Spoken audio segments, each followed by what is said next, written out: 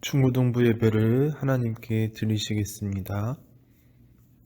전능하사 천지를 만드신 하나님 아버지를 내가 믿사오며 그 외아들 우리 주 예수 그리스도를 믿사오니 이는 성령으로 잉태하사 동정녀 마리아에게 낳으시고 본디오 빌라도에게 고난을 받으사 십자가에 못 박혀 죽으시고 장사한 지 사흘 만에 죽은 자 가운데서 다시 살아나시며 하늘에 오르사 전능하신 하나님 우편에 앉아 계시다가 저리로서 산자와 죽은 자를 심판하러 오시리라.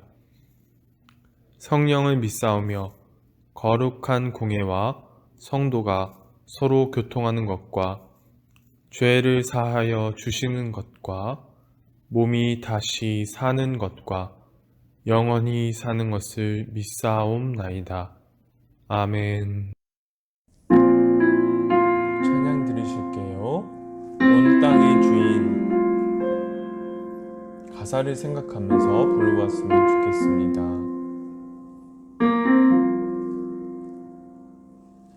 온 땅의 주인 되신 주님이 내 이름 아시며 상한 맘 돌보네. 어둠을 밝히시는 새벽별 방황하는 내 맘 주의 길 비추시네. 나로 인함이 아닌 주가 행하신 일로 나의 행함이 아닌 오직 주로 인하여 나는 오늘 피었다 지는 이름 없는 꽃과 같네. 바다에 있는 파도 안개와 같지만 주는 나를 붙드시고 부르짖음 들으시며 날 귀하다 하시네. 주님은 나의 죄를 보시고 사랑의 눈으로 날 일으키시네. 바다를 잠잠하게 하시듯 내 영혼의 폭풍 고요케 하시네. 나로 인함이 아닌 주가 행하신 일로 나의 행함이 아닌 오직 주로 인하여 나는 오늘 피었다 지는 이름 없는 꽃과 같네. 바다에 있는 파도 안개와 같지만 주는 나를 붙드시고 부르짖음 들으시며 날 귀하다 하시네. 나 오직 주의 것, 나 오직 주의 것, 나 오직 주의 것, 나 오직 주의 것.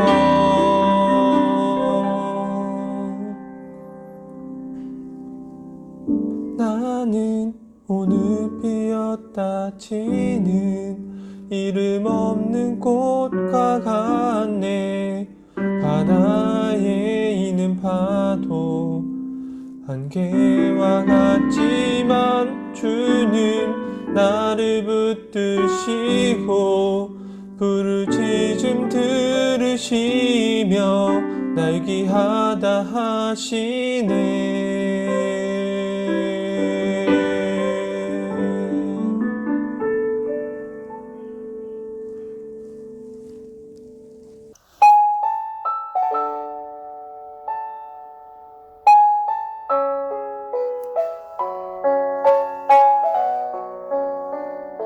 다시 찬양 드릴게요. 주의 옷자락 만지며.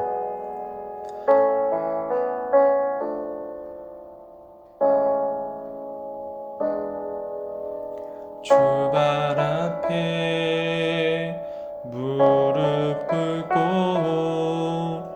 그 사랑에 남기네. 어떤 말도 그 어떤 소리도 그 발 앞에서 잠잠해지네.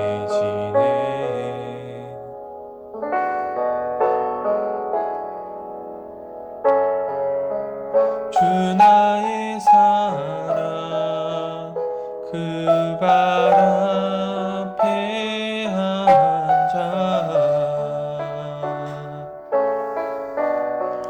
내 모든 기도는 사랑의 노래가 되네.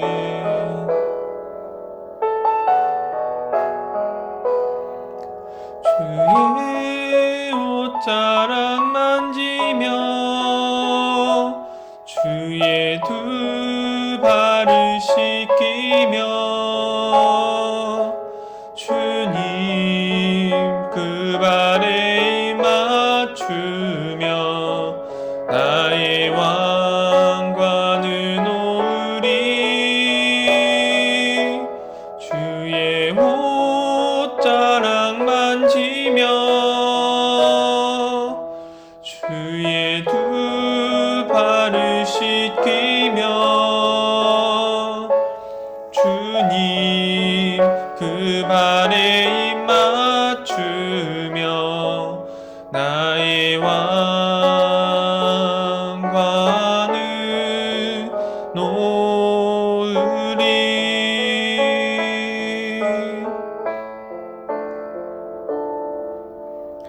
주 발 앞에 무릎 꿇고 그 사랑에 남기네. 어떤 말도 그 어떤 소리도 그 발 앞에서 잠잠해지네.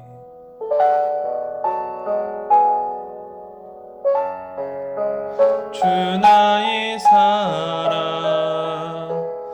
그 발 앞에 앉아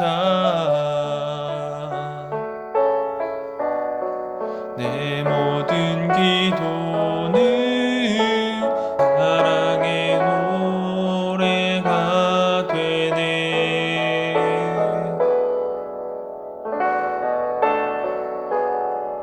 주의 옷자락 만지며 주의 두 발을 씻기며 주님 그 발에 힘 맞추며 나의 왕관을 놓으리. 주의 옷자락 만지며 주의 두 발을 씻기며 주님 그 발에 입 맞추며 나의 왕관을 놓으리.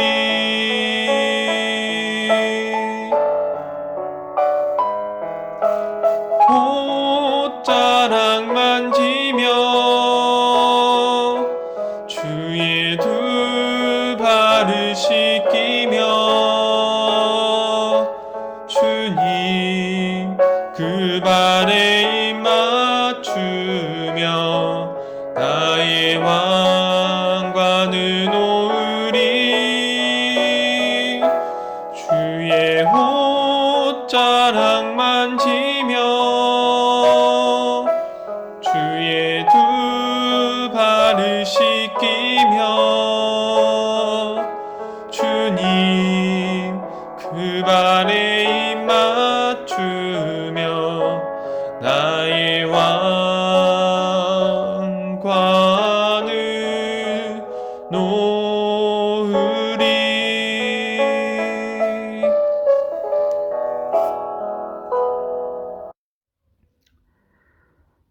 기도하시겠습니다. 사랑의 하나님 아버지, 감사를 드립니다. 지난 한 주도 하나님의 보호하심과 인도하심 가운데 살게 하시고, 특별히 오늘 거룩한 주일에 이렇게 중고등부 예배를 드리게 하심을 감사드립니다. 주님, 이 시간 먼저 우리의 죄인됨을 고백을 합니다. 지난주도 우리가 하나님의 말씀을 올바로 순종하지 못하고 하나님의 뜻대로 살지 못했음을 고백합니다. 주님, 용서하여 주시옵소서. 우리를 불쌍히 여겨주시고 우리에게 은혜를 베풀어 주시옵소서. 코로나로 인해 혼란스러운 이 시기를 하나님께 더욱 간절히 기도하며 나아갑니다. 빨리 코로나가 끝나서 마음껏 찬양드리고 교제하며 신나게 예배드리는 그날을 소망합니다. 주님, 도와주시옵소서. 특별히 이번 주일은 어린이 주일입니다. 주일 예배를 드리며 우리의 주변의 이웃을 돌아봅니다. 이번에 특별히 부모님이 안 계신 계명원 친구들에게 작은 선물을 준비했습니다. 우리 친구들에게 관심과 사랑으로 함께하여 큰 기쁨과 위로의 시간이 되기를 소망합니다. 주님의 큰 사랑으로 함께하여 주시옵소서. 주님, 이 시간 전도사님의 말씀을 통해서 은혜를 받고자 합니다. 말씀을 전하시는 전도사님께 은혜로 더욱 함께해 주시옵시고, 전도사님의 말씀 가운데 큰 성령의 지혜와 지식으로 함께하여 주시옵소서.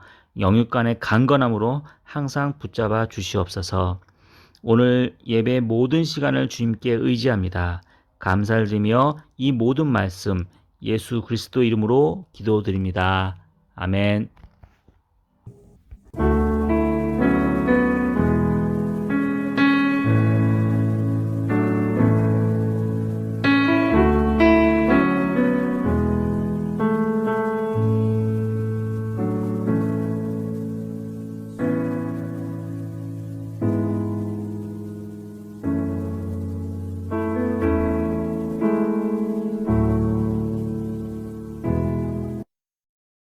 오늘 하나님께서 주신 말씀은 사사기 2장 1절에서 5절까지의 말씀입니다. 오늘 말씀은 사사기 2장 1절에서 5절까지의 말씀입니다. 찾으신 줄 알고 봉독해 드리겠습니다. 여호와의 사자가 길갈에서부터 보김으로 올라와 말하되, 여호와의 사자가 길갈에서부터 보김으로 올라와 말하되, 내가 너희를 애굽에서 올라오게 하여 내가 너희의 조상들에게 맹세한 땅으로 들어가게 하였으며, 또 내가 이르기를 내가 너희와 함께 한 언약을 영원히 어기지 아니하리니 너희는 이 땅의 주민과 언약을 맺지 말며 그들의 제단들을 헐라하였거늘 너희가 내 말을 듣지 아니하였으니 어찌하여 그리하였느냐. 그러므로 내가 또 말하기를 내가 그들을 너희 앞에서 쫓아내지 아니하리니 그들이 너희 옆구리에 가시가 될 것이며 그들의 신들이 너희에게 올무가 되리라 하였노라. 여호와의 사자가 이스라엘 모든 자손에게 이 말씀을 이르매 백성이 소리를 높여 운지라. 그러므로 그곳을 이름하여 보김이라 하고 그들이 거기서 여호와께 제사를 드렸더라. 아멘. 안녕하세요, 중고등부 여러분. 오늘 예배를 드리러 오신 여러분을 환영합니다. 여러분, 오늘 본문은 사사기 2장 1절에서 5절까지의 말씀이에요. 공과로 따지면 챕터 8, 이제 타협할 수 없는 일에 해당하는 본문입니다. 그런데 공과가 이제 8과의 이제 공과 내용을 이미 다 했기 때문에 9과 머리 나쁜 이스라엘로 넘어갔어요. 그래서 오늘 설교 본문을 이제 그냥 오늘 8과의 설교 본문을 건너뛰고 9과의 이제 설교 본문을 할까 고민을 하던 차에 오늘 8과의 이제 본문 2장 1절에서 5절의 내용이 그냥 넘어갈 수 없는 본문이라는 생각이 들어서 부득이하게 이미 지나간 공과 8과의 이제 본문을 설교 본문으로 잡았습니다. 여러분들이 이해해 주셨으면 좋겠어요. 여러분, 혹시 사사기 첫 번째 설교를 기억하시나요? 사사기 첫 번째 설교의 내용은 형제를 도운 유다 지파에 관한 내용이었지요. 그 뒤에 본문을 보면 나머지 지파들이 가나안 땅을 점령했지만 가나안 땅에 살고 있던 가나안 민족을 이스라엘 백성들이 쫓아내지 않고 그들과 언약을 맺는 일이 발생한 상태였습니다. 하나님께서는 분명히 이스라엘 백성들을 출애굽시키시고 가나안 땅으로 들어가게 하실 때 가나안 땅에 살고 있던 민족들을 쫓아내라고 말씀하셨지요. 그런데 이스라엘 백성들은 그 명령에 순종하지 않았던 것입니다. 이것이 왜 문제가 되냐면 이 시점에서 하나님께서 이스라엘 백성들을 택하셔서 애굽에서 이끌어내시고 가나안 땅으로 이스라엘 백성들을 들여보내신 이유, 그 이유 자체가 사라져 버리게 된 것이기 때문입니다. 여러분, 사사기 2장 1절 일부의 내용을 전도사님이 다시 한번 읽어드릴게요. 여호와의 사자가 길갈에서부터 복임으로 올라와 말하되. 여러분, 오늘 본문 사사기 2장 1절에서 5절까지의 내용 중에서 하나님의 마음이 가장 많이 드러나 있는 것이 바로 이 부분이라고 전도사님은 생각합니다. 여러분, 이 구절에서 장소가 두 곳이 나옵니다. 길갈 그리고 복임이라는 장소입니다. 전도사님, 이 부분이 왜 중요하죠? 그냥 지명 이름일 뿐인데요. 그렇게 생각할 수 있겠지만 전도사님이 여러분들께 설명을 드릴게요. 사실 이 길갈이라는 장소는 전도사님이 여러분들께 설교를 드리지 못한 부분이에요. 그래서 우리가 성경 말씀을 다 같이 읽어보면서 이제 이곳에서 어떤 일이 일어나는지 알아보도록 하겠습니다. 여호수아 5장 9절입니다. 다 같이 읽어볼게요. 여호와께서 여호수아에게 이르시되 내가 오늘 애굽의 수치를 너희에게서 떠나가게 하였다 하셨으므로 그곳 이름을 오늘까지 길갈이라 하느니라. 여러분, 길갈은 이스라엘 백성들이 요단강을 건넌 후에 여리고성 전투를 시작하기 직전에 할례를 받는 장소예요. 여러분, 혹시 할례가 어떤 것인지 알고 계시나요? 할례가 어떠한 이제 수술인지는 여러분들께 말씀드리지는 않겠지만 할례가 뜻하는 바가 무엇이냐면 바로 하나님께 택함을 받았다는 증표입니다. 출애굽할 당시에 이스라엘 백성 제1세대는 할례를 받았어요. 그런데 이제 가나안 땅에서 40년간 이제 돌아다니면서 이제 이스라엘 백성들 제1세대는 다 잠들게 되었지만 이스라엘 출애굽 2세대는 이제 가나안 땅으로 들어가게 되는 상태였습니다. 그래서 하나님께서는 이스라엘 백성들로 하여금 요단강을 건너가게 하신 뒤에 이제 본격적으로 가나안 땅에 들어가기 전에 하나님의 백성으로서의 정체성을 재확인시키신 곳이 바로 길갈이에요.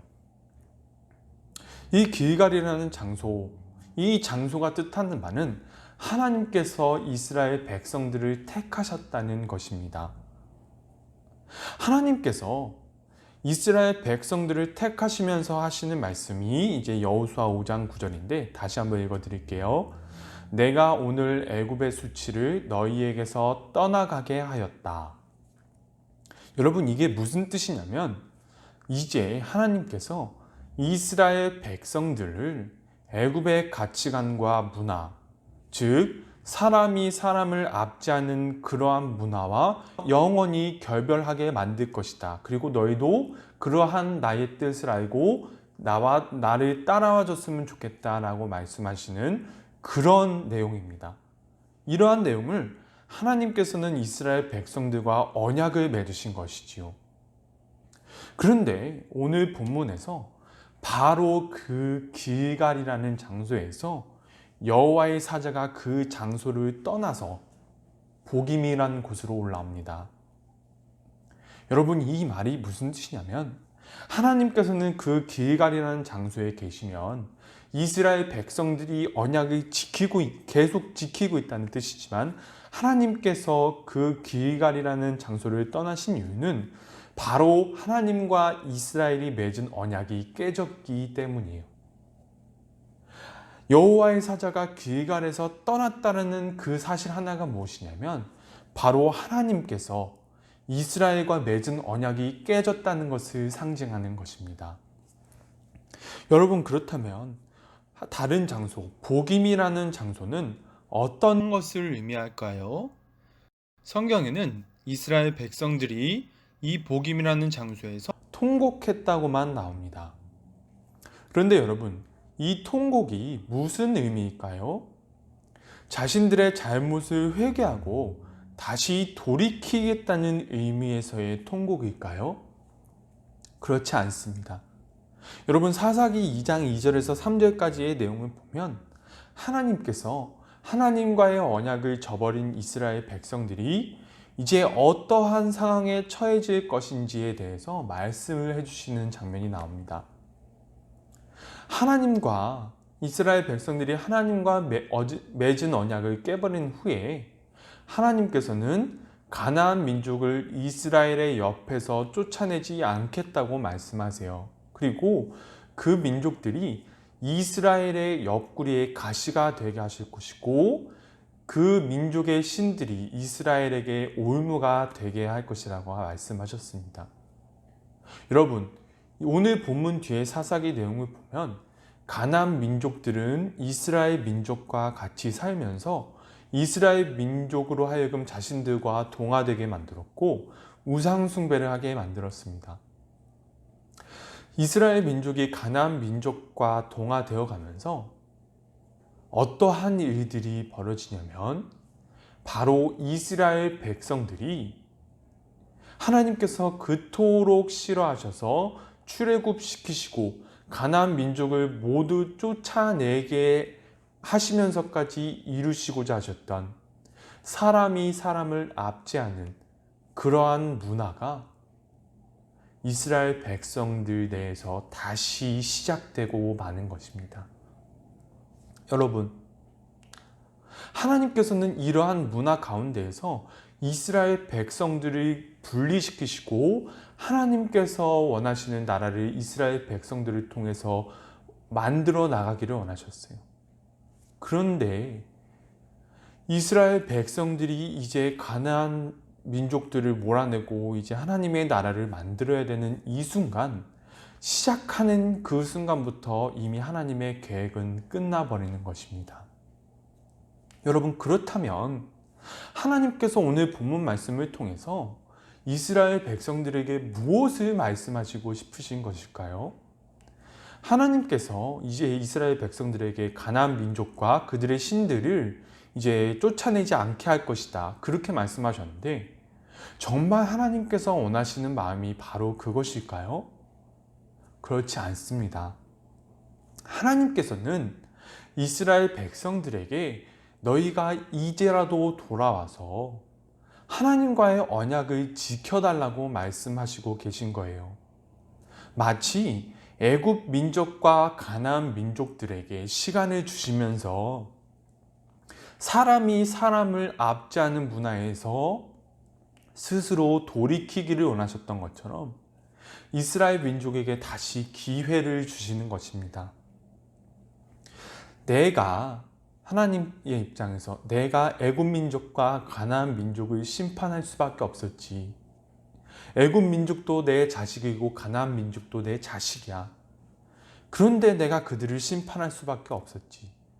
그런데 이제 내가 너희들로 하여금 그 애굽 민족과 가나안 민족을 심판하는 모습을 모두 보여줬던 이스라엘 민족, 너희도 내가 너희를 심판할 수밖에 없게끔 만들 것이니, 내가 너희를 심판할 수밖에 없게끔 너희마저도 사람이 사람을 압제하는 문화, 그 문화를 따라 살아가겠니? 지금 이렇게 말씀하시는 것입니다. 전도사님이 여호수아의 마지막 설교를 통해서 여러분들께 말씀드렸던 것처럼 이제 애굽 민족과 가나안 민족을 향하여 눈물 지으면서 심판하실 수밖에 없었던 그 하나님이 이제 이스라엘을 향해서 눈물을 짓고 계시는 모습을 오늘 본문에서 볼 수 있는 거예요. 그런데 이스라엘의 반응은 무엇이었나요? 가나안 민족들을 몰아내고 그들의 신들을 모두 내던져버렸나요? 그렇지 않습니다. 그냥 통곡해버려요. 그리고 하나님께 제사를 드립니다. 여러분, 이것이 무슨 뜻일까요? 하나님의 원하시고자 하시는 그러한 뜻은 이루지 않으면서 그냥 울고 그냥 제사를 드려버리는 이러한 상황 자체가 이스라엘 백성들이 무슨 심리로 하나님께 이렇게 행하고 있는 것일까요? 그것은 바로 그냥 하나님께 그냥 우리 뜻 따라주세요. 그냥 그렇게 말하고 있는 거예요. 그냥 내 뜻대로 따라주세요. 하나님, 제가 하나님께 제사 드리잖아요. 그냥 제 뜻 따라주세요. 그냥 이렇게 말하고 있는 것입니다. 그렇다면 여러분, 이스라엘 백성들이 지금 하나님과 하고 있는 것이 무엇일까요? 바로 하나님과 거래를 하고 있습니다.